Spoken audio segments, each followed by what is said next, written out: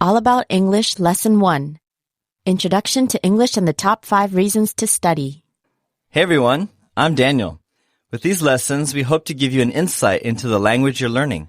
When you understand the background of a language, you get a clear idea of why certain things are the way they are in English, and it'll make the learning process much easier.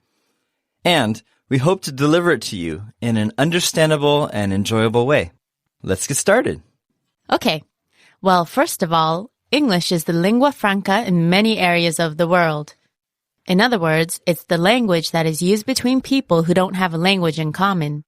That's why many of our listeners are probably learning the language now, perhaps for business or school or talking with international friends. Right, and about 375 million people speak English as a native language, which comes in third after Chinese, which is in first, and Spanish in second. However, if you count the non-native speakers, then it might top Chinese in first. But it also depends on whether you look at Chinese languages as languages or dialects.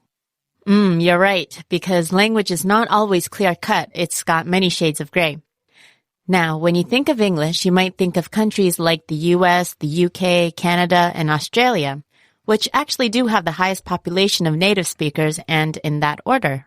But since English is spoken by so many as a second language, the statistics change when we look at the number of total speakers in a country. And it goes, the US as first, then India as second.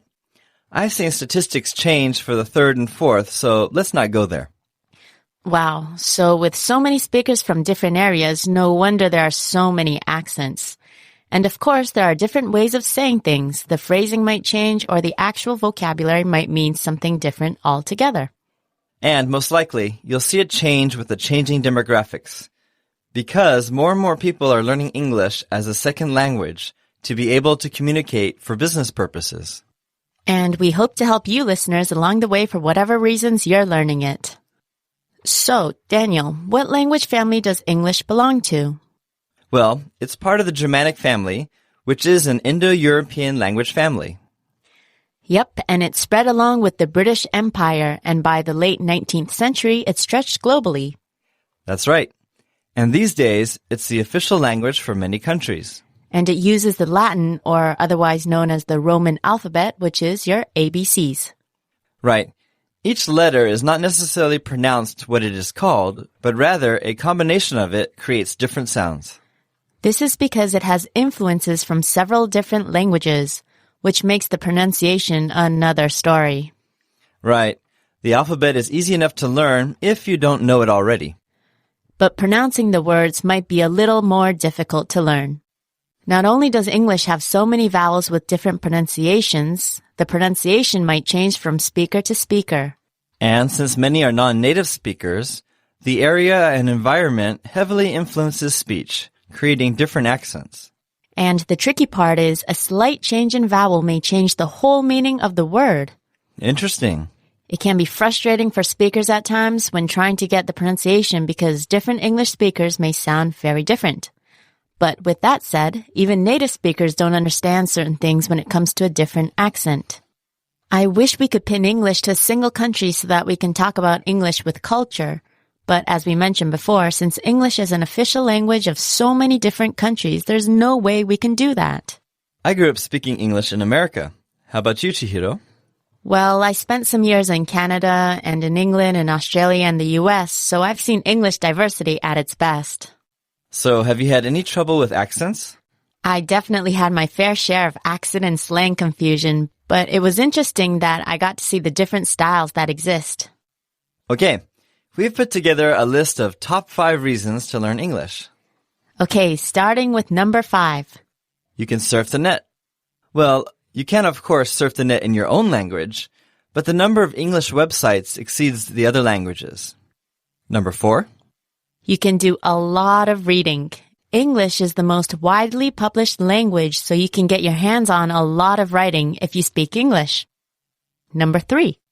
It's a language of science, of aviation, computers, diplomacy, and tourism.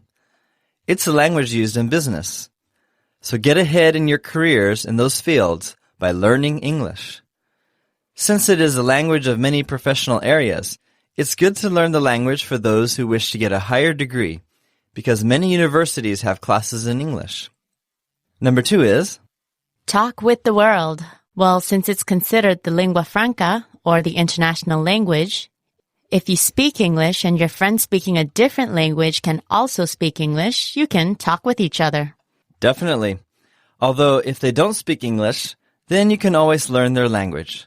But then that defeats the purpose of the second reason. And finally, our number 1 reason.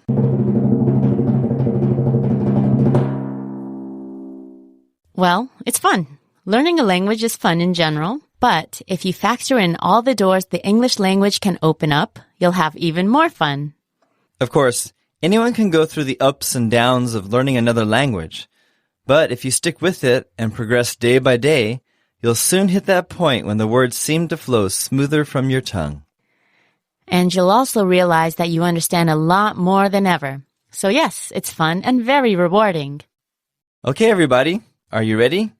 Get out your pen and notebook and grab your iPod, turn on your computers, whatever you use to study, and get ready for some English lessons.